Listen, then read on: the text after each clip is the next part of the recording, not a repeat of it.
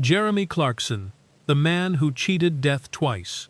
What if the moment that saved your life wasn't the dramatic one everyone remembers, but a quiet, routine doctor's appointment you almost skipped?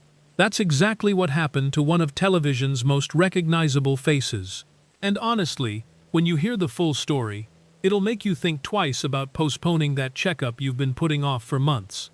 Now, most people know Jeremy Clarkson as the loud, opinionated guy who drove fast cars, said things that made half the audience laugh and the other half gasp, and somehow turned a struggling farm in the Cotswolds into one of the most watched shows on the planet. But over the last 2 years, something happened behind the scenes that had nothing to do with tractors, bad harvests, or planning permission nightmares. Jeremy Clarkson almost didn't make it, twice. And the way it all unfolded, the sequence of events, the timing, the sheer luck involved, is the kind of thing that genuinely stops you in your tracks. So let's go back to the beginning. Not the part you saw on television. The part that started before the cameras caught it. For most of his career, Jeremy Clarkson operated at a pace that would exhaust people half his age. Deadlines, filming schedules, newspaper columns, public appearances, business ventures, and somewhere in the middle of all that, an actual working farm that seemed to create a new crisis every single week. That was just Tuesday for him.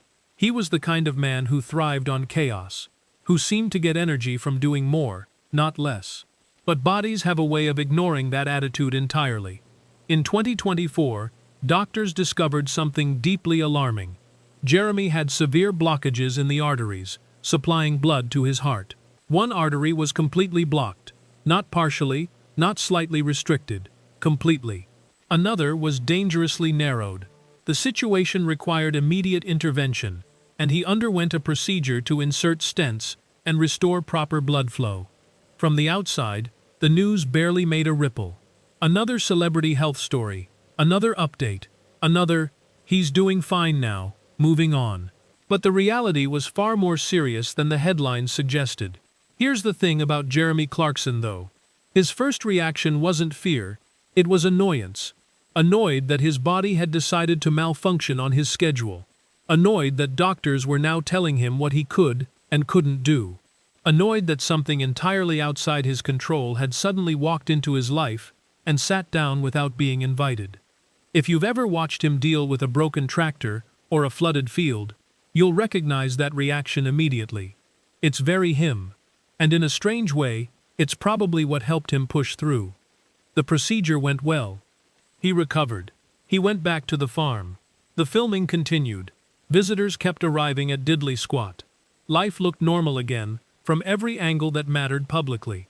But here's where the story takes a turn that nobody saw coming. Because of the heart scare, Jeremy was now in regular contact with medical professionals. Follow-up appointments, monitoring, routine blood tests, the kind of ongoing care that most people his age are told to do, but quietly find reasons to skip. Jeremy didn't skip them.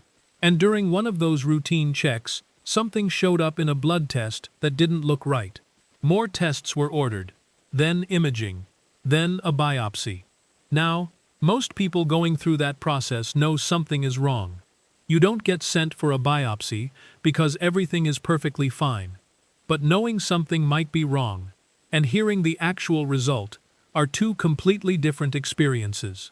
And when Jeremy Clarkson finally sat down for that conversation with his doctors, the word they used was cancer. Prostate cancer. Aggressive. Requiring treatment rather than the watch-and-wait approach that sometimes works for slower-moving versions of the disease. The good news, if you can call it that, was that it had been caught early. The treatment options were still strong. The odds were still in his favor. But none of that changes what it feels like to hear that word applied to your own body. Jeremy has since spoken about that period with surprising honesty. Not in a dramatic, drawn-out way. More in the way someone recounts a chapter of their life they still find hard to fully believe happened. He didn't position himself as a brave warrior facing impossible odds. He talked about doctors, and appointments, and tests, and waiting. Because that's what serious illness actually looks like for most people. Not cinematic, just relentless and uncertain and exhausting. And here's the part of the story that really matters.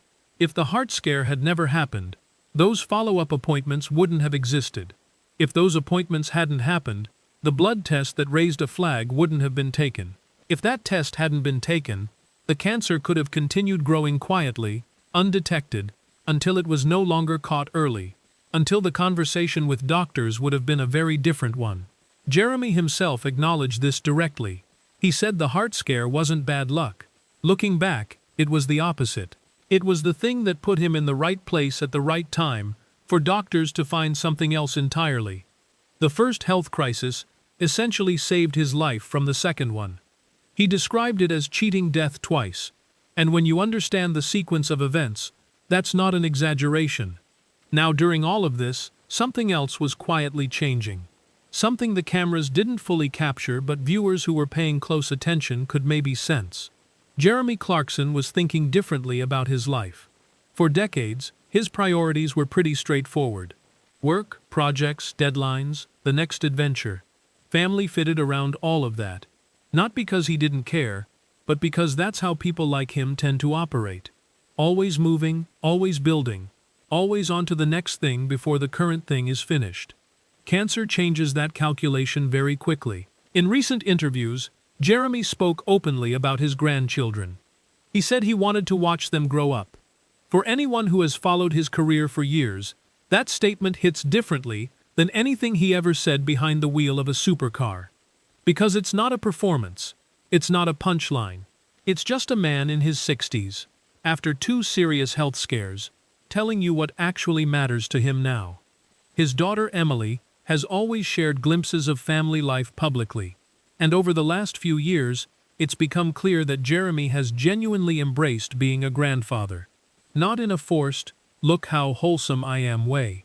Just naturally, the way people do when the rest of the noise quiets down and the important things become more visible. Lisa Hogan, his partner, has been a steady presence throughout. They've never been the type to broadcast every detail of their relationship, and even during his health struggles, she stayed close, without turning it into a public story. There's something quietly admirable about that. The people who show up without needing credit for showing up. Jeremy talks about perspective now, in a way he simply didn't before. The chance to be at another family dinner. The chance to spend another Christmas. The chance to watch small children become teenagers, and teenagers become adults. Those aren't the goals of the man who once drove a rocket-powered mobility scooter for television. But they're the goals of someone who has spent time seriously considering what life without all of that would look like. And then there's the farm. If you want to understand what pulled Jeremy Clarkson through this period, you have to understand what Diddley Squat became for him. Because it stopped being a television project a long time ago. When he first bought the farm, he barely knew which end of a sheep was which. Viewers watched him fumble through basic agricultural concepts that every farmer in the country had understood since childhood. He made expensive mistakes. He argued with equipment. He lost battles with weather and soil and economics and planning departments. And somehow, all of that turned him into a farmer. A real one. Not a celebrity playing at farming, but someone genuinely invested in the land, in the animals, in the rhythms of the seasons, in the community around him. That transformation gave him something that money and fame and decades of television success couldn't provide. Purpose.